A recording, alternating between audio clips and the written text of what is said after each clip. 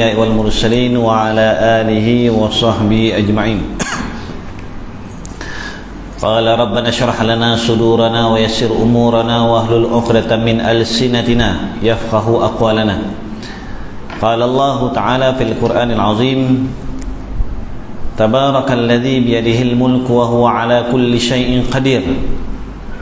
وقال رسول الله صلى الله عليه وسلم: إن الله لا ينظر إلى صوركم ولا أجسامكم ولكن الله ينظر إلى قلوبكم وأعمالكم أو كما قال الرسول صلى الله عليه وسلم. أما بعد. Assalamualaikum warahmatullahi ta'ala wabarakatuh. Apa kabar tuan-tuan, puan-puan? Saya doakan semoga yang kurang sihat, mudah-mudahan Allah bagi kesembuhan. Yang mana dalam kesempitan, mudah-mudahan Allah Subhanahu wa taala beri kelapangan. Yang mana ada masalah, kita yakin pasti dan pasti Allah Subhanahu wa taala yang selesaikan masalah. Satu ketika dua orang laki-laki tengah Nabi berbicara tentang agama dalam masjid. Dua orang laki-laki dia lalu dia tengok Nabi tengah bagi syarahan agama, lalu dia duduk dekat dalam majlis agama tersebut. Muka Nabi daripada seronok nak bagi syarahan, tiba-tiba muka Nabi tukar merah, seakan-akan orang nak marah. Tapi kita pasti dan kita yakin Nabi tak pernah dalam hidup dia, Nabi tak pernah marah. Nabi tak pernah marah langsung, dan Nabi tak pernah balas keburukan orang terhadap dia. Apa orang buat buruk dekat dia tu, Nabi senyum. Jadi Nabi sahabat-sahabat nampak perubahan ketika mana dua orang datang dan muka Nabi berubah merah, dan setelah habis Nabi senyum ceria. Jadi sahabat tanya kepada Rasulullah, wahai Rasulullah, kenapa ketika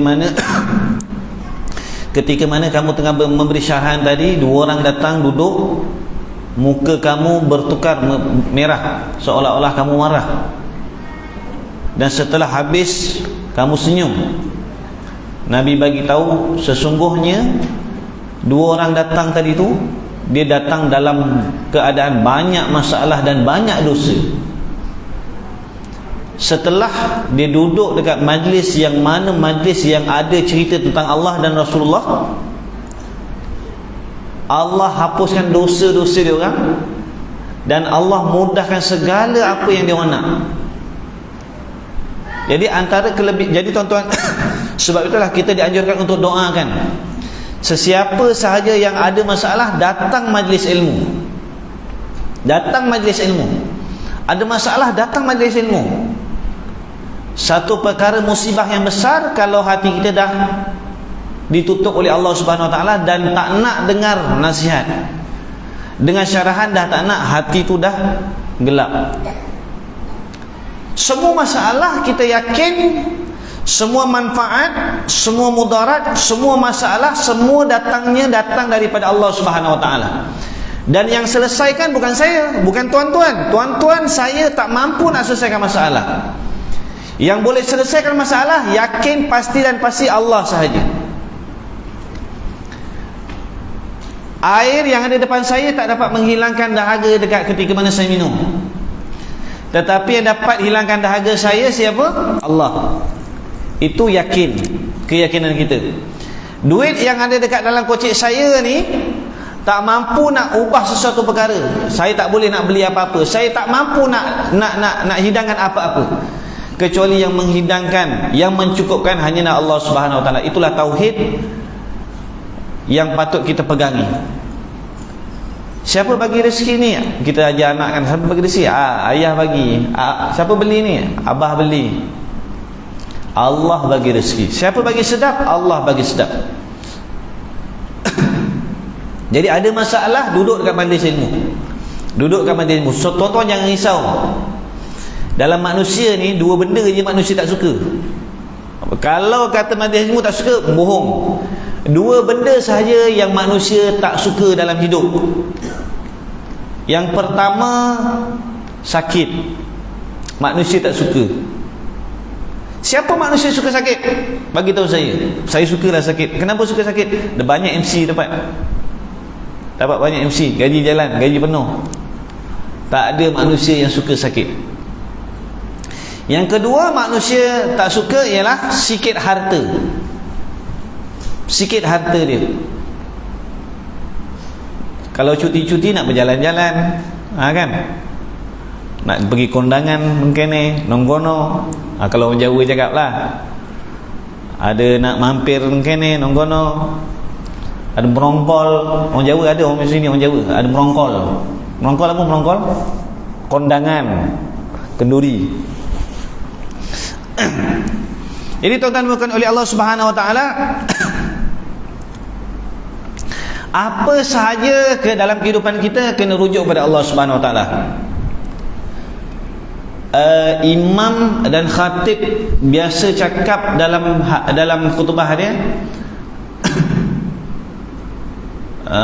apa?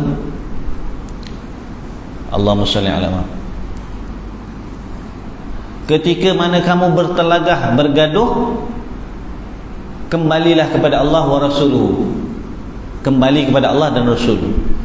Jadi tuan-tuan, alhamdulillah kita dah selesai solat. Satu-satunya amalan yang Nabi dapat langsung daripada Allah, bukan dekat dunia. Allah perintahkan sedekah dekat mana? Dunia. Allah perintahkan puasa dekat mana? Dunia. Allah perintahkan zakat dekat mana? Dunia. Allah perintahkan pergi haji bila? Dekat dunia. Allah suruh korban dekat mana? Dunia. Allah suruh buat baik, perintahnya dekat mana? Dunia. Tapi satu-satunya amalan yang Allah perintahkan bukan dekat dunia, iaitu dekat ketika mana Nabi dibawa oleh Jibril berjumpa dengan Allah Subhanahu Wa Taala, iaitu solat. Hari ini kalau kita perasan, semua yakin dan pasti amalan yang pertama akan dihisap dekat ketika mana kita meninggal dunia ialah solat. Selesai saja bab solat, selesailah segala-galanya. Selesai bab solat, selesai segala-galanya. Bab zakatnya, bab hajinya, bab puasanya, bab sedekahnya, selesai. Sebab solat selesai. Kalau solat tak selesai, dekat mana kita? Kalaulah hari ini ada taman ni, katalah ada lebih kurang dalam 500 rumah. 500 rumah. Sepatutnya tanggungjawab kita ialah macam mana nak semua 500 rumah ni orang datang ke masjid. Tujuan kita hidup dekat dalam muka dunia ni dua sahaja tuan-tuan. Yang pertama, Allah rakamkan dekat dalam surah Az-Zariyat, wa ma khalaqtul jinna wal insa illa liya'budun. Tidak aku jadikan manusia dan jin hanyalah semata-mata untuk memperhambakan diri kepada Allah. Daripada 80,000 makhluk, dua makhluk yang akan dihisap. Dua makhluk inilah yang akan penuhkan neraka dan penuhkan syurga. Siapa makhluk tu? Jin dan manusia. Sebab itulah dalam Al-Quran ada namanya surah jin, yang ada juga namanya surah Al-Insan, tentang manusia. 79.998 lagi tu tak dihisap oleh Allah Subhanahu Wa Taala. Binatang akan hancur jadi pasir. Kita ingat anjing tu hina. Hina betul. Kita hina anjing, kotor. Kita hina ayam. Kita makan ayam, ayam makan tak ayam. Kita ni makan tak ayam tu makan ayam. Contoh kan, kotor. Binatang tadi tu tak dihisap oleh Allah. Sampai dekat hari akhirat dia jadi debu. Yang dia ni dah selesai, kita ni belum selesai. Kita ingat kita dah hebat duduk dekat dalam dunia. Kita akan dihisap oleh Allah Subhanahu Wa Taala, dan kita tak pasti dekat mana pengakhiran kita, dekat syurga ke dekat neraka. Falhasil doa kepada Allah Subhanahu Wa Taala paling kurang banyak maksiat kita lakukan, paling kurang mudah-mudahan Allah pandang kita dengan pandangan kesian pun cukup dah. Ya Allah, pandanglah aku dengan pandangan kesian ya Allah. Kesian pun tak apa dah. Pandangan rahmat tu maksudnya pandangan kesian. Biarlah solat kita, belum tentu solat kita ni tak dapat tarik rezeki Allah, tak dapat tolak bala Allah. Sebab apa? Solat kita main-main. Umur 40, umur 50, umur 60, umur 70 Allah dah bagi. Macam mana kualiti solat saya? Macam mana kualiti solat kita? Adakah umur kita dah 50 kita dah faham total tentang solat kita? Bermula daripada takbir sehinggalah sehinggalah kita doa ataupun selepas salam. Kita dah faham belum? Kalau satu orang anak tak faham bahasa Inggeris, ibu dia memberi satu rangsangan, hantar ke tuition. Supaya apa? Supaya anak tu faham bahasa Inggeris. Kalau anak tu nak akan ada peperiksaan bahasa Inggeris, hantar bahasa Inggeris, bagi guru yang boleh cakap bahasa Inggeris, beri satu video tentang bahasa Inggeris, ada subtitle pun tak apa. Supaya apa? Anak tu faham cakap bahasa Inggeris dan boleh cakap bahasa Inggeris. Tentang solat, berapa ramai hari ini ibu dan ayah dan diri kita sendiri berusaha untuk faham tentang solat kita. Sebab itu jangan marah kalau Allah Subhanahu Wa Taala, kita minta doa, ya Allah aku nak ni, aku nak ni, aku nak ni, tapi Allah tak kenankan. Sebab apa? Sebab kita tak faham lagi apa yang ada, apa yang dalam solat nak. Falsafah solat dalam kehidupan kita yang sebenar ialah dalam solat kita taat, luar solat pun kita taat Allah Subhanahu Wa Taala. Itu falsafah sebenar. Macam mana ketaatan kita di dalam solat, Allah Nabi yang Nabi ajar bermula daripada takbiratul ihram sehinggalah kita salam, kita dapat taat. Kita tak makan, kita tak minum, kita tak bermain, kita taat perintah. Seketika itu jugalah perkara tu boleh kita kena bawa dekat dalam luar solat. Itu falsafah solat. Hari ni kita kata, okey cuba angkat takbiratul ihram. Takbiratul ihram pun tak tahu. Takbiratul ihram pun tak faham. Takbir dalam agama Islam ada berapa? Takbir, bukan takbir yang ada dalam Islam ada berapa? Kita nak cakap kita ni memang tak faham. Saya lah. Sebab apa kita kata saya? Kita memang apa sahaja kita kata, kita ngaku memang kita memang tak pandai. Kita kena ikut cara Nabi. Nabi kalau dalam satu peperangan, kalaulah menang, kalau ketika mana ada perang menang, Nabi cakap apa? Ya Allah, ini semua atas pertolongan Kau. Semua atas pertolongan Kau. Tapi dalam peperangan kalau kalah, Nabi cakap apa? Ya Allah, ini sebab amalan kami kurang ya Allah. Kami kurang tawajuh kepada Kau ya Allah. Kami hanya berharap kepada makhluk ya Allah. Nampak? Beza kan? Anak kita dapat A.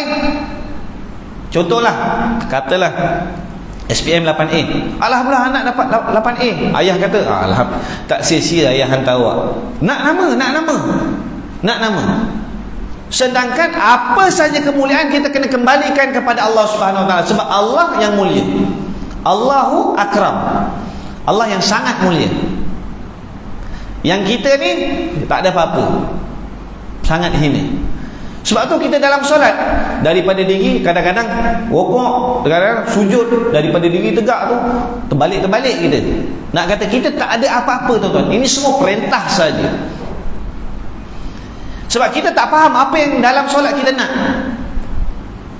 Kita doa, kadang-kadang kita mengadu pada Allah, ya Allah, aku doa kepada Kau banyak kali ya Allah, tapi Kau tak pernah perkenankan. Tuan-tuan, ada satu kisah Sayyidina Ali karamallahu wajah, suami kepada anak Nabi sallallahu alaihi wasallam, iaitu Sayyidatina Fatimah. Siapa Sayyidina Ali dengan Nabi? Sayyidina Ali ialah sepupu Nabi, berkahwin pula dengan anak Nabi.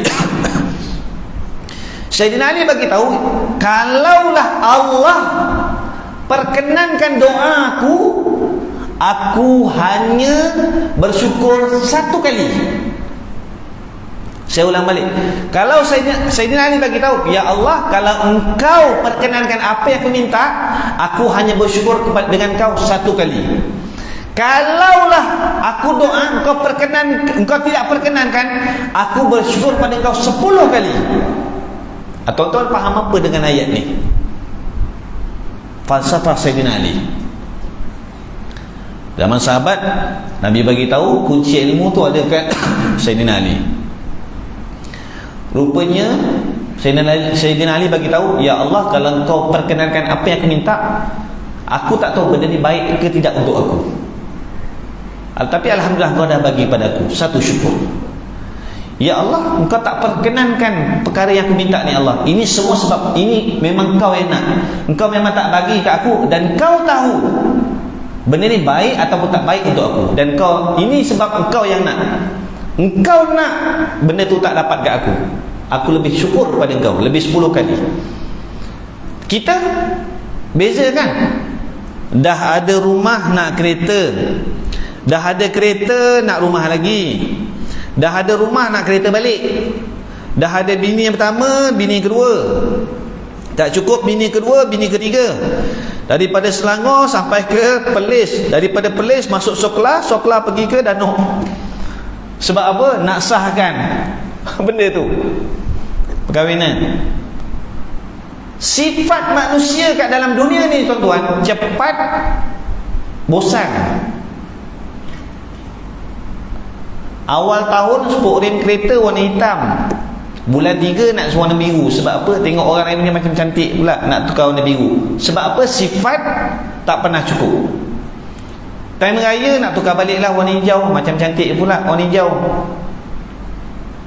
Lepas raya tukar balik warna merah. Warna merah nampak macam garang pula spok rem ni. Sebab apa? Sifat kita tak pernah cukup dan tak pernah rasa apa yang ada ni syukur je, tak ada. Jadi tuan-tuan dimulakan oleh Allah SWT. Sebab itulah falsafah dalam solat kita kena faham betul-betul. Bermula daripada angkat takbir sehinggalah kita bagi salam, kita kena faham. Dan kita kena ajar anak-anak kita macam mana. Sebab anak-anak tadi tu, itu saham kita. Kalau kita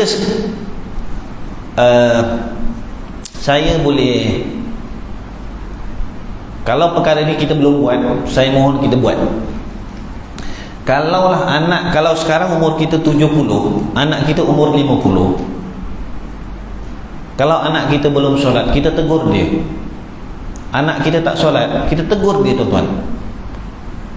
Jangan tuan-tuan fikir bulan ni belum masuk lagi lawan ni, mai masuk ke sini. Ni nombor akaun mak ni, dah lupa ke nombor akaun mak ni.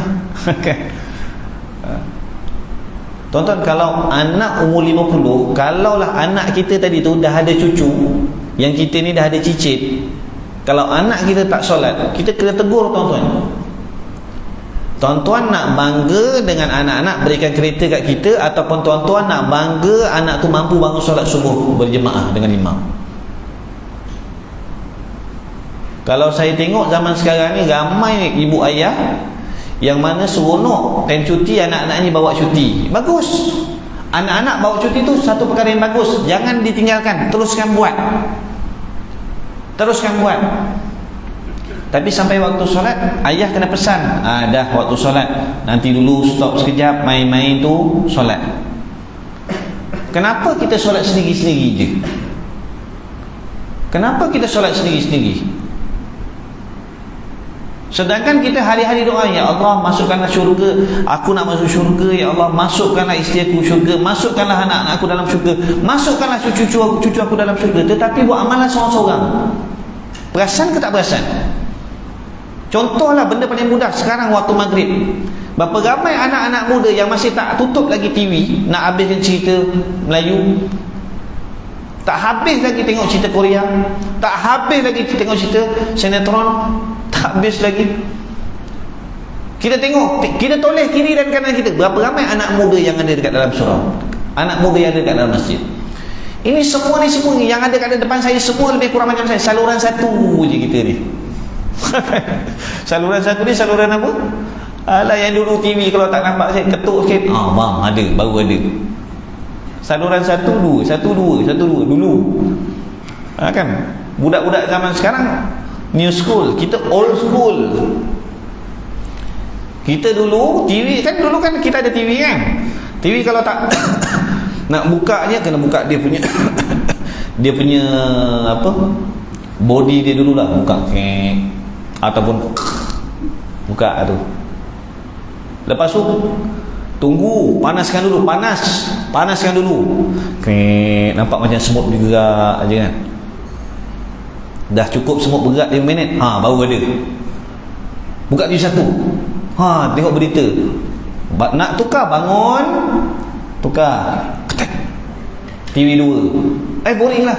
Ketek. TV 1 balik. Jadi 1 2 je ada dulu. Zaman sekarang duduk kat mana kat rumah gini je.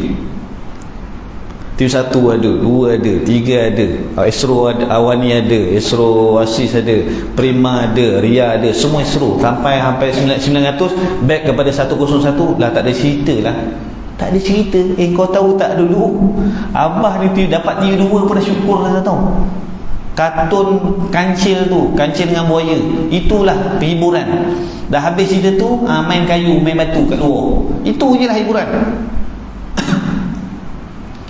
Buat amal ibadah tuan-tuan, ajak anak-anak. Ajak anak-anak.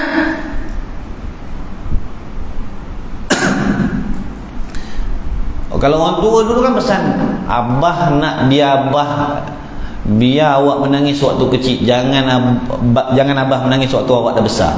Tu susah. Sebab tu bahasa Melayu kata melentur buruh daripada rebungnya. Jadi tuan-tuan dimulakan oleh Allah SWT, itu bermula daripada solat. Selepas solat, zikir. Selepas solat jangan terus nak bangun. Jangan terus nak bangun. Dua jenis manusia ni tau. Dua jenis manusia lepas solat ada. Yang pertama, manusia selepas solat dia sombong. Yang kedua, jenis manusia ni yang kedua ialah manusia yang tak sedar diri, yang dia tu banyak dosa. Jangan kita tergolong daripada dua golongan ni. Selepas solat, Assalamualaikum warahmatullahi, Assalamualaikum warahmatullahi, terus bangun. Dia lupa yang dia tu banyak dosa, tak nak istighfar kepada Allah. Kan ada beza antara taubat dengan istighfar. Apa beza taubat dengan istighfar? Istighfar ialah minta ampun. Taubat ialah ubah perbuatan kita daripada buruk kepada kebaikan. Jangan kita anggap istighfar dengan taubat benda yang sama. Tidak. Hari ini orang banyak buat dosa. Berapa banyak dah kita istighfar pada Allah. Nabi yang tak pernah buat dosa, suci daripada dosa, bukan suci dalam debu, suci daripada dosa, tetap istighfar kepada Allah 70 marrah. Ada hadis lain bagi tahu 100 marrah, 100 kali satu hari. Berapa banyak kita dah istighfar kepada Allah hari ini? Kalau kita buat, ajak anak sekali istighfar. Ajak anak sekali istighfar, supaya semua yang ada dekat dalam dunia semua masuk dalam syurga sama-sama. Ada yang kedua tu, golongan yang kedua, dia tak nak minta dengan Allah. Sedangkan dia tak nak minta dengan Allah. Kenapa laju-laju dah habis main terus pergi? Bos panggil. Yang bagi gaji bos pun Allah. Majikan kita yang kaya kan, majikan kita tu pun Allah. Yang bagi rezeki pun Allah. Sumber rezeki daripada Allah. Kamu sombong tak nak doa kepada Allah, mintalah dengan Allah. Sikit pun tak apa. Paling kurang Rabbana atina. Ibu kepada doa. Ibu doa iaitu Rabbana atina fid dunya hasanah fil akhirati hasanah wa qina azabannar. Minta kebaikan dekat dunia dan minta kebaikan dekat akhirat. Itu ibu doa. Tapi ramai, masih ramai lagi tu wallahu alam. Kita tak tahu nak jaga. Kadang-kadang kita boleh bagi masa, tuan-tuan. Jangan cakap saya tak ada masa ni Ustaz. Kalau kita ni diberi peluang oleh Allah, telinga kita dengar apa orang dalam kubur cakap. Orang dalam kubur semua nak buat amalan, nak buat amalan balik. Sebab apa? Sebab dah ada kat dalam kubur. Yang kita ni belum jumpa dengan Allah. Sebab tu kita kata dosa pun tak nampak, pahala pun tak nampak, malaikat rakib tak nampak, malaikat atid pun tak nampak, Jibril tak nampak, malaikat Israel pun tak nampak. Bila tak nampak, buat sambil lewa. Sambil lewa. Zikir pada Allah Subhanahu Wa Taala pun susah. Ambil masa tuan-tuan. Kita kena bagi masa untuk agama. Bukan agama tak perlukan saya. Islam tak perlukan puan-puan, Islam tak perlukan tuan-tuan, dan Islam tak perlukan saya. Tetapi saya nak berjaya, Islam. Kalau kita nak berjaya, kita kena ikut cara Islam. Islam tu apa? Islam tu agama. Islam tu apa? Islam adalah penyelesaian segala hal. Sebab apa? Macam mana Islam boleh selesaikan masalah? Sebab orang Islam bergantungannya hanya semata-mata Allah. Kita pening kepala. Yang pertama kita cari doktor. Yang kedua cari ubat. Yang ketiga cari Panadol. Yang ketiga cari farmasi. Yang keempat, yang terakhir-akhir itu barulah dah tak jumpa semua, dia tutup. Ubat dah habis. Dah tak jumpa semua sekali, yang ujung-ujung tu baru, ya Allah. Betul ke tak betul? Saya lah tu. Saya kena muhasabah diri saya sendiri lah. Saya lah tu. Hujung-hujung baru nak, ya Allah. Sedangkan sakit, sehat, semua datang daripada Allah. Kan ada satu orang Nabi Ayub alaihissalam. Bila dia sakit, Allah, ya Allah, aku sakit ya Allah. Wahai Ayub, ini semua aku nak uji engkau. Allah nakkan kebaikan kepada manusia, Allah akan bagi dua perkara. Allah kalau nak kebaikan, Allah nak datangkan kebaikan kepada manusia, Allah akan bagi dua perkara. Yang pertama, Allah akan berikan ilmu kepada dia, dan yang kedua, Allah akan berikan kepada dia ujian. Dua je. Jadi Allah bagi tahu, wahai Ayub, engkau minta kepada aku. Jadi aku minta engkau pergi kat satu pokok untuk engkau ambil daun tu untuk kau makan, dan apa penyakit engkau akan hilang. Penyakit kulit, penyakit sopak. Nabi Ayub ambil. Bila dia ambil, makan, hilang sopaknya, sakit. Datang lagi, Allah uji lagi. Allah uji lagi. Bila Allah uji lagi, Nabi Ayub tak minta dengan Allah, terus pergi pokok tu, lalu dia makan, lalu makin bertambah sakitnya. Baru dia tanya ke Allah, ya Allah, masa mula-mula aku sakit, kau suruh aku makan daun ni, baik. Tapi kali kedua aku ambil, terus tak baik. Macam mana ni Allah? Masa yang pertama kau minta tu, kau bergantung harapnya kepada aku. Tapi yang kedua, kau yakin pokok tu tadi yang menyembuhkan kau. Jadi kita pun kena betulkan macam tu, tuan-tuan. Kita pun macam tu juga. Kita kena kembalikan apa sahaja perkara kepada Allah.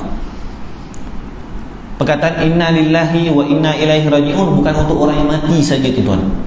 Orang ditimpa musibah, daripada Allah dia datang, kepada Allah juga dia akan kembali. Itu. Baik. Setelah bab solat, ada pula peluang baca Quran. Baca Quran, tuan-tuan. Baca Al-Quran. Jadi kan sebelum ni saya bagi tahu, ada guru kami datang kan. Guru kami datang ke Putrajaya paling dekat. Saya tak sempat nak ceritakan, tuan-tuan, berkenaan dengan kehebatan ilmu Syekh Ali Jumaah. Sebelum ni tapi tempat lain saya dah ceritalah, saya lupa nak cerita. Syekh Ali Jumaah ni mantan mufti Mesir. Antara guru dia ialah orang Asia sekali. Orang Asia antara guru dia. Jadi dia belajar ilmu, sehingga kan kalau kita ni ada dalam dunia sekarang ada nama ilmu usul fiqh. Ilmu usul fiqh ialah ilmu yang berkenaan dengan perkara-perkara yang tidak ada dekat dalam Quran dan hadis. Contohnya macam mikrofon. Ada tak dalam Al-Quran cerita tentang mikrofon? Tak ada. Ada tak dalam hadis cerita tentang mikrofon? Tidak ada. Jadi macam mana ulama nak hukumkan perkara ni? Kena gunakan ilmu usul fiqh. Kena gunakan ilmu usul fiqh. Nak ceritanya kehebatan Syekh Ali Jumaah ni, kalau dalam dunia ni orang bukan Islam benci dengan Islam, bakar semua sekali buku usul fiqh, bakar semua sekali buku fiqh, kami tak risau. Sebab apa? Syekh Ali Jumaah masih ada. Sebab apa? Ilmu dia tu melangkau ilmu usul fiqh. Semua dia memang dia dah hafal lah. Dia dah hafal bait-bait usul fiqh. kita hadis 40, tak cukup, tak ya 40 lah. Hadis tu kalau kita hafal 10, seronok tak kita? Hadis kita hafal 10. Tak cakap 10 lah, 5. Contohlah hadis yang pertama, biasa tuan-tuan puan-puan hafal hadis apa yang biasa? Kalau dalam hadis perkara yang pertama dia akan sebut apa? Kalau dalam mazhab Imam Syafi'i ataupun Imam Nawawi, dia bagi tahu hadis yang pertama ialah berkenaan dengan niat. Kan? Cuba hafal hadis niat. Innamal a'malu binniyat, Ustaz. Itu separuh hadis. Kita nak hadis yang betul, hadis yang penuh. An Abi Hafsin radhiyallahu taala anhuma qala Rasulullah sallallahu alaihi wasallam innamal a'malu binniyat, lagi wa innamal likulli imri'in ma nawa faman kanat hijratuhu lidunya yusibuha fahijratuhu ila Allah fahijratuhu lidunya yusibuha aw imra'atin yankihuha fahijratuhu ila Allah bima hajara ilaihi. Kurang lebih macam tu, saya pun lupa dah. Satu hadis pun boleh tak hafal. Tapi sekarang tengok hadis 40, mana orang pandang? Buku hadis 40, mana orang pandang dah? Padahal hadis 40 tu lah orang dulu belajar sampai sekarang. Tak habis-habis.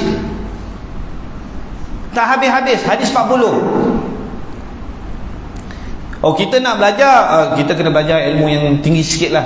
Tinggi apanya? Orang dulu belajar berdasar tu lah. Hadis 40, kitab Imam Syafi'i. Cuba, apa kitab Imam Syafi'i? Masing-masing tunduk. Sebab itulah berlakunya pergaduhan. Sebab Syekh Quraim Ar-Rajih antara seorang, masih hidup lagi, seorang yang sangat paling tinggi sekali kat dalam dunia berkenaan dengan Al-Quran, dia bagi tahu jangan kita perbesarkan benda yang khilaf. Jangan perbesarkan benda yang khilaf.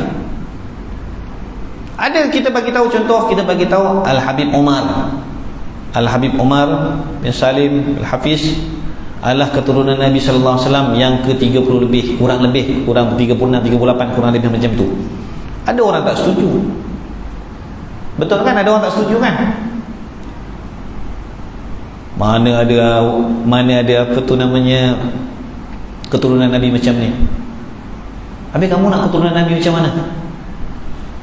Kamu nak keturunan Nabi macam kamu? Okay. Dia lupa Imam Mahdi itu keturunan Nabi.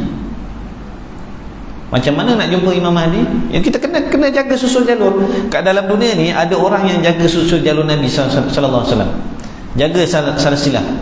Ada satu ketika ada satu sultan daripada dekat dunia ni lah.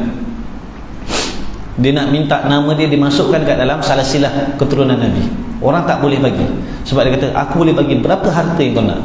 Dia tak bagi. Tak boleh. Ini kita kena jaga ni. Sebab tu kat dalam Malaysia adanya nama keturunan Nabi yang bernama Al-Idrus. Lagi apa lagi? Apa tu namanya? Al-Haddad. Contohnya kan. Itu semua daripada keturunan Nabi SAW, daripada Sayyidina Hasan dan Sayyidina Husain. Jangan kita kata, iya tu Ustaz, macam mana tu Ustaz? Cucu Nabi ada berapa orang? Kalau saya tanya tuan-tuan, cucu Nabi ada berapa orang? Kita akan cakap 2 orang je Ustaz, Sayyidina Hasan, Sayyidina Husain. Cucu Nabi 7 orang. Anak Nabi 7 orang. Anak Nabi 7 orang dan dengan 2 isteri.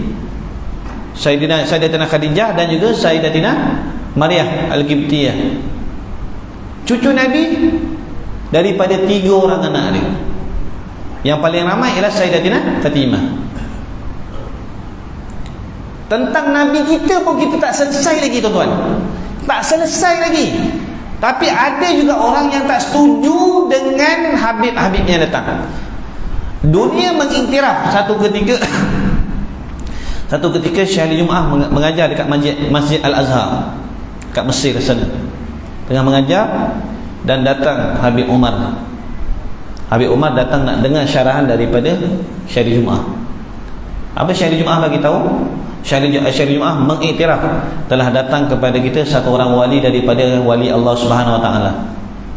Dia nak semayang, lepasnya kita minta nasihat daripada dia.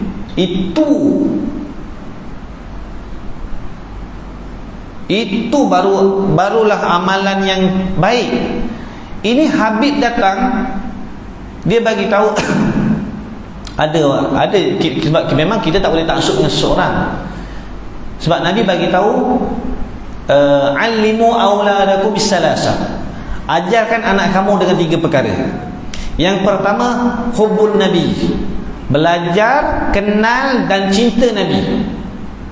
Yang kedua, belajar kenal ahli keluarga Nabi. Ahli keluarga Nabi kita kena kenal. Dan yang ketiga, belajar baca Quran. 3 Nabi suruh ajar. Jadi kita yang kedua tadi ni, kenal keluarga Nabi. Berapa ramai hari ni orang tak kenal dan tak ambil part pun tentang keluarga Nabi. Contohlah, kita kata kita orang Islam, selepas Nabi wafat, Khulafa' Ar-Rasyidin pegang. Siapa Khulafa' Ar-Rasyidin? 4. Sayyidina Abu Bakar, Sayyidina Umar, Sayyidina Uthman dan Sayyidina Ali. Yang kelima siapa? Hari ni ramai orang terlepas pandang sirah yang paling penting sekali. Sirah tentang Nabi pun kita tak selesai. Macam mana nak datang cinta Nabi dalam hati kita? Selepas daripada Sayyidina Ali turun,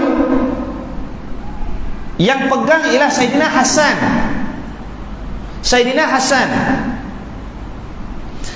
Hasan ni tuan-tuan, nak diceritakan, Sayyidina pernah bermain dengan Sayyidina Abu Bakar. Sayyidina Abu Bakar ambil Sayyidina Hasan, pegang, tengok muka Sayyidina Hasan. Ketika itu Sayyidina Ali ada kat sebelah Sayyidina Abu Bakar. Sayyidina Abu Bakar bagi tahu, muka Sayyidina Hasan ni sebiji dengan Nabi, sebiji macam Rasulullah. Siapa? Sayyidina Hasan. Tetapi yang jadi masalahnya ialah satu ketika Nabi pergi ke rumah Sayyidatina Fatimah. Lalu Nabi, sebab ketika itu Sayyidatina Fatimah bagi tahu dekat rumahnya tidak ada bekalan makanan. Tapi yang itu semua tuan-tuan tahu. Sampai saja rumah, Nabi ambil cucunya Sayyidina Hasan, Nabi cium dekat mulut Sayyidina Hasan, Nabi ambil Sayyidina Husain, Nabi cium dekat leher. Lalu perkara tu perkara yang ganjil dan tak pernah buat oleh Nabi di hadapan Sayyidatina Fatimah. Lalu Sayyidatina Fatimah bagi tahu, wahai ayahandaku, kenapa engkau melakukan perkara tersebut?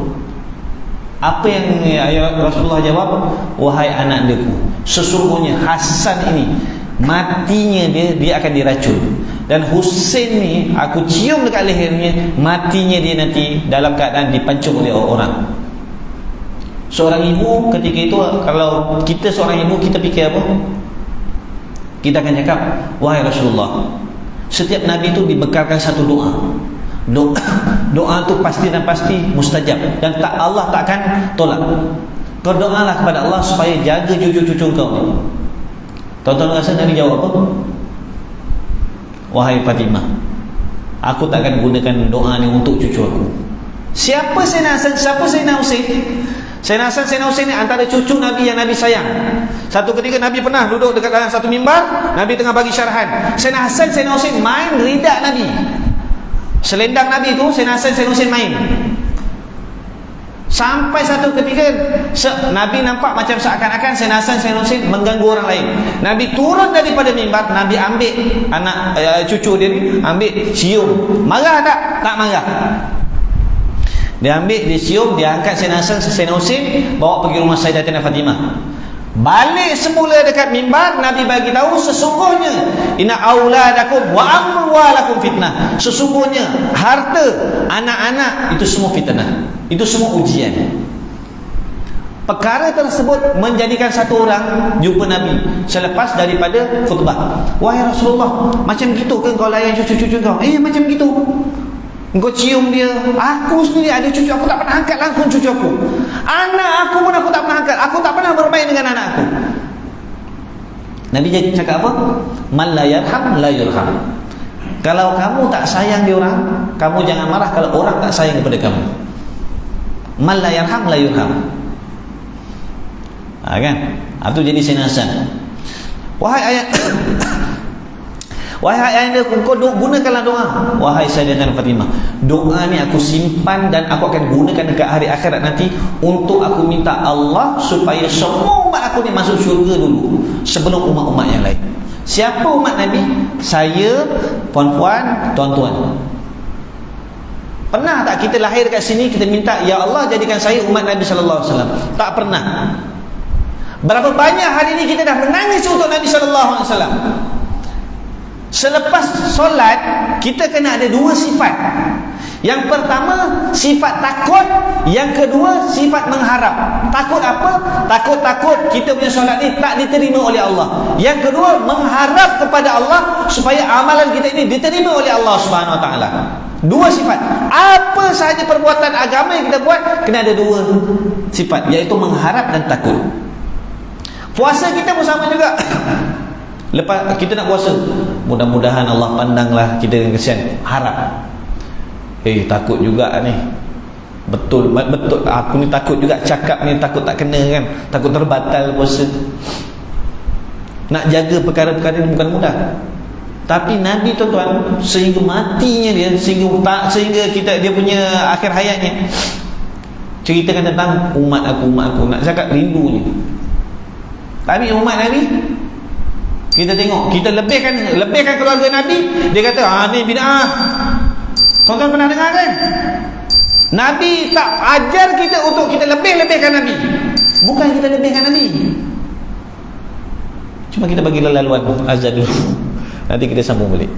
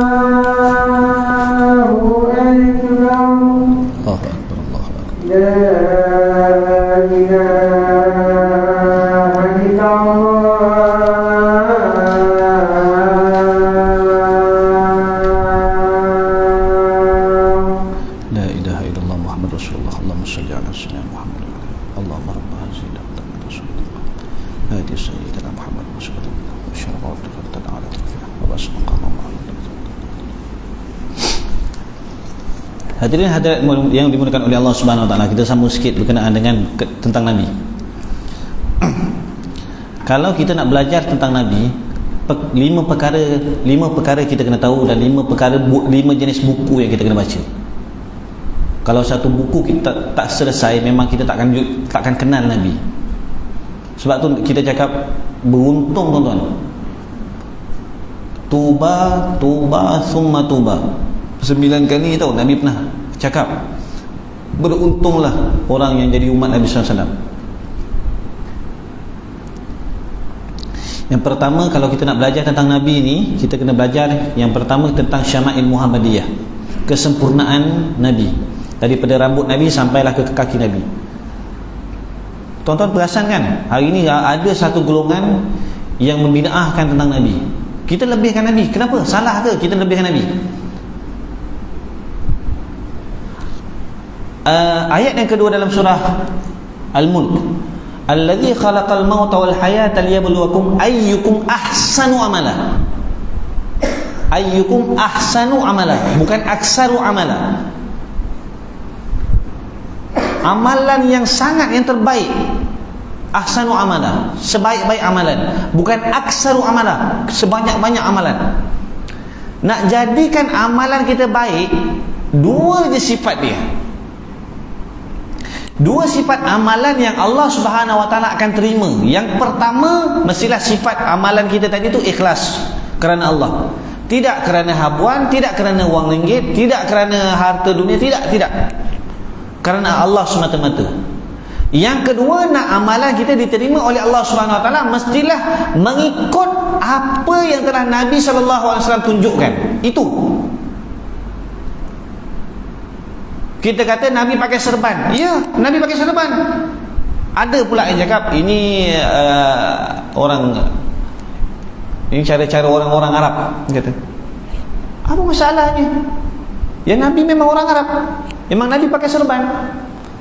Jubah, ada jubah. Jubah ni pun pakai pakaian orang-orang Arab biasa je. Awak nak apa sebenarnya ni? Kadang-kadang kita terfikir, kau ni nak apa sebenarnya? Kacau-kacau orang ni kan, yang bid'ah-bid'ahkan orang. Kamu nak kenal Nabi, kamu ikutlah cara Nabi. Ini orang pakai kopiah dah bagus dah. Yang itu juga, ini pakaian orang Arab. Dia kata pakai kopiah macam tu. Ini pakaian orang Arab. Ya tak apalah. Paling kurang pakai kopiah, memang ada hadis, ada sandaran. Paling kurang kita yang pakai kopiah ni ada sifat, kalau nak buat dosa, tak boleh, aku pakai kopiah. Kopiah ni adalah salah satu sebab menghalang kita daripada buat kepada keburukan. Yang tak pakai kopiah tu, bukan kita kata yang tak pakai kopiah tu orang tak bagus. Orang bagus, tapi ikut kepada amalan. Kita cerita lebih-lebih tentang Nabi pun dia orang tak suka. Kita kata ni keturunan Nabi, macam mana buktinya? Kita nak buktikan macam mana? Memang ada dalam dunia mengiktiraf orang tu anak cucu Nabi. Yang dengki sangat kata tak ada, Nabi tidak ajar kita untuk kita taksub dengan seorang. Saya kadang-kadang geram juga kan. Kau bukan anak cucu Nabi, kau diam-diam je lah, diam senang. Sebab tu mulut ni kena jaga. Hak mulut ni dua. Kita kena ingat betul. Hak mulut ni dua je tuan-tuan. Yang pertama cakap perkara kebaikan, yang kedua diam. Cakap perkara kebaikan sama ada zikir, baca Quran, cakap benda-benda yang betul. Yang kedua diam. Itu je. Kalau kamu tak setuju dengan satu perkara, diam. Tak setuju dengan satu perkara, diam. Agama ajar macam tu. Kan senang. Jadi perkara pertama, kalau kita nak kenal tentang Nabi, kita kena belajar tentang kesempurnaan Nabi, bermula daripada rambut Nabi sehinggalah kaki Nabi. Bermula Nabi berjalan, Nabi tidur, Nabi makan, semua tu.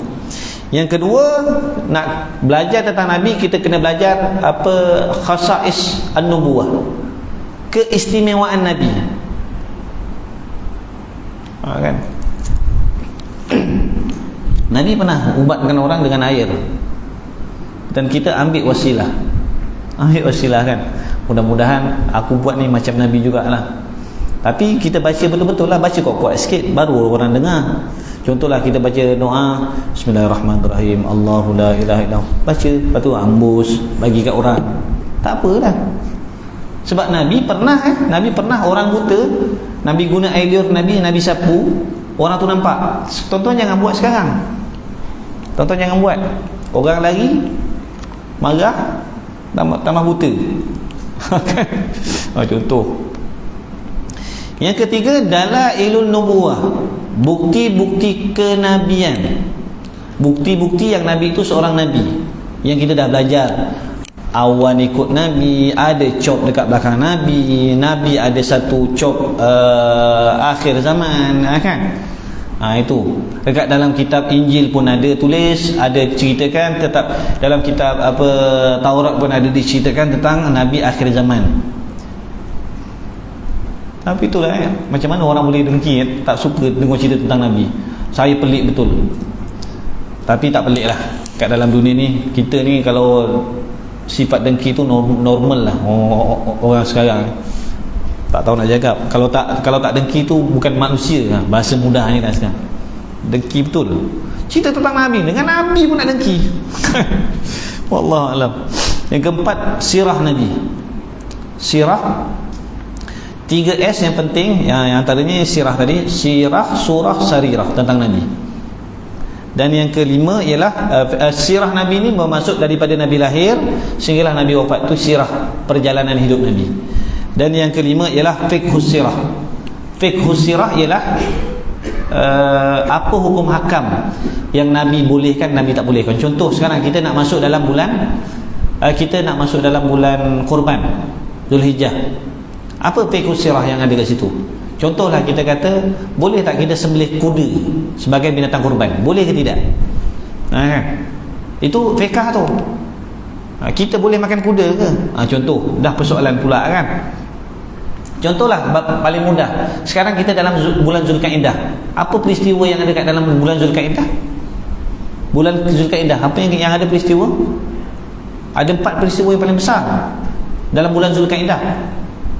Semua orang, saya orang Islam, saya kena tahu. Jangan kita hanya fikir, tak apa Ustaz, saya hanya tahu bulan Jun. Bulan Zulkaidah ialah bulan ke-11 dalam bulan Islam. Bulan ke-11 dalam bulan Islam. Perkara yang besar yang berlaku kat dalam bulan Zulkaidah. Zulkaidah yang pertama ialah berlakunya hari bulan haji. Al-Hajju Ashhurun Ma'lumat. Bulan haji ni bermula daripada bulan Syawal, masuk Zulkaidah, masuk Zulhijjah, 10 hari. Itu yang pertama, yang semua orang pergi haji kan. Yang kedua, apa perkara yang berlaku dekat dalam bulan Zulkaidah? Bulan Zulkaidah ialah antara 4 bulan haram. 4 bulan haram, Zulkaidah, Zulhijjah, Muharram. Yang satu lagi tu terpisah daripada 3 ni, iaitu bulan apa satu lagi? Bulan Rejab. Bulan Rejab. Yang apa yang berlaku dekat dalam bulan haram? Bulan haram kita tidak boleh bergaduh. Kalau ada gaduh, perlu kepada gencatan senjata. Tuan-tuan, saya cakap ni, benda ni kita tak tahu ni benda ni. Sebab itulah kita dah selesai makan bulan Syawal, masuk pula bulan Zulkaidah. Bulan Zulkaidah ni bulan yang dilupakan. Tiba-tiba ada pula makan lagi korban bulan Zulhijjah. Bulan ni orang lupa. Sebab tu saya bagi tahu ni untuk saya sendiri ingat. Apa lagi perkara yang berlaku kat dalam bulan Zulkaidah? Dalam surah Al-Baqarah Allah bagi tahu, Allah perintahkan Nabi Musa beruzlah dengan Allah selama 30 hari. Perkara tu berlaku dalam bulan Zulkaidah. Dan Allah suruh tambah lagi 10 hari Biarkan saudara kamu dengan kaumnya kaum, biar dia berdakwah dekat kamu punya kaum, yang kamu fokus untuk beruzlah dengan aku. Tambah 10 hari dalam bulan Zulhijjah. Sebab tu kita kata dalam agama Islam ni dah komplit dah. Kita je lah yang selalu lupa. Apa lagi yang berlaku dekat dalam bulan Zulkaidah? Allahumma salli ala Muhammad. Antara besar tu, yang besarnya Nabi Musa, bulan haji, bulan apa tu namanya, Allahumma salli ala Muhammad. Satu lagi saya nampak saya pun lupa. Nampak? Saya pun lupa. Masuk dalam bulan Zulhijjah pula, kita akan ada korban. Yang tak pergi haji ada korban. Yang tak pergi haji, kita disunatkan puasa sunat Arafah. Dan saya syorkan masjid cari satu orang untuk cerita berkenaan dengan korban, cerita berkenaan dengan hukum hakam korban. Saya yakin dan pasti, dan saya banyak kali jumpa perkara yang sama je berlaku tiap-tiap tahun masih lagi. Ni kaki ni aku punya, aku nak buat kawarik, dia sebab dia melapah. Sedangkan tu tak boleh. Tidak ada jual beli dalam urusan agama Allah ni. Dekat dalam kurban tadi tak boleh. Yang sembelih tu pun tak boleh dapat daging sebagai upah, tak boleh. Masih berlaku juga. Kan? Aku nak lidah ni, lidah sedap ni buat sup, padahal kita melapah aja pun. Saya syurkan ambil tuan-tuan. Sebab apa saya cakap macam ni? Saya minta semua sekali ni, lepas ni daripada setiap bulan tu, fikirkan ada sesuatu perkara setiap bulan tentang agama Islam untuk kita ulang kaji balik.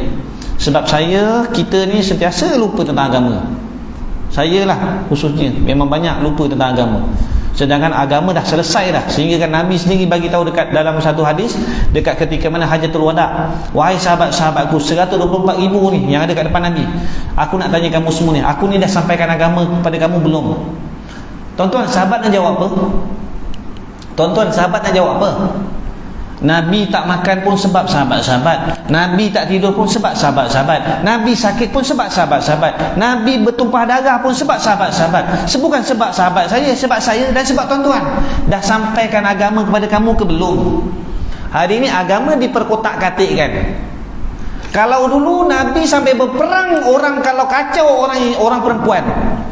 Hari ini orang perempuan mudah sangat. Kalau zaman Nabi, siapa selak aurat orang perempuan, perang. Kan? Berlaku dalam perang Khaybar. Hari ini orang perempuan bukan selak, dia sendiri menyelakkan. Dia punya pakaian. Saya tak cakap yang lain. Kita doa. Teruskan berdoa supaya Allah SWT tetapkan ada diri kita ni dalam agama Allah SWT yang sebenar-benarnya kita amalkan. Kalau nak cerita tentang aurat ni banyak lagi tentang aurat. Sebab itulah sebelum ni saya bagi tahu, ramainya perempuan masuk dalam neraka sebab 3 perkara je. 3 je tuan-tuan. Perempuan masuk dalam neraka, ramainya perempuan. Yang pertama sebab tak taat perintah Allah. Allah suruh tutup aurat, tak tutup. Allah tak suruh pakai tudung, tapi Allah suruh tutup aurat. Kamu nak pakai kotak pun pakailah, tak ada masalah. Tutup aurat. Yang kedua, yang pertama tadi, Allah suruh perempuan solat. Berapa ramai hari ni orang perempuan tak solat? Saya juru nikah kat satu tempat. Setiap kali orang jumpa saya nak nikah, saya akan bagi tahu, jangan lupa solat zuhur. Berapa ramai hari ni mak ayah sanggup tekan anak, kamu dah solat zuhur belum? Nanti mak make up nanti. Sebelum subuh mak make up ni, subuh dah belum. Berapa ramai hari ni orang mampu tanggalkan make up? Solat dulu. Kamu nak fikir yang sekejap ni ke yang lama nanti? Kan? Tu pulang. Yang kedua ialah sebab meremehkan tentang perintah Allah, aurat.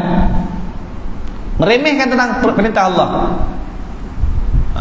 malah tak nak bagi contoh lah. Yang ketiga, tidak taat suami. Saya tanya, saya minta maaf saya bukan bahagian kaunseling, cuma saya nak tanya, berapa ramai hari ni ibu-ibu komplain tentang suami berbandingkan ibu-ibu doakan untuk suami. Kan? Kita laki-laki bukan tak bagus dah, kita nak jadi yang lebih baik lah, lebih baik. Tu 3. Sebab tu tuan-tuan jangan marah perkara ni. Cuma bukan saya nak kacau ibu-ibu, ayah-ayah pun ada juga. Cuma tu next season insya-Allah. Jadi saya mohon ampun dan maaf anda terkasar bahasa, terkurang terlebih, saya mohon ampun. Insya-Allah yang baik itu datang daripada Allah Subhanahu Wa Taala, yang kurang dan lemah itu memangnya datang daripada kelemahan saya sendiri. Aku lu qauli hadza, astaghfirullahalazim li wa lakum, wassalamualaikum warahmatullahi wabarakatuh. Allahumma anfa'na bima 'allamtana wa 'allimna ma yanfa'una wa zidna ilma. Allahumma hdina wahdi bina waj'alna sababan liman ihtada. Allahumma yassir lana umurana wa la tu'assir wa tammim bi khair. Allahumma 'allimna ma jahilna wa zakkirna ma nasina. Wa sallallahu ala sayyidina Muhammad walhamdulillahi rabbil alamin.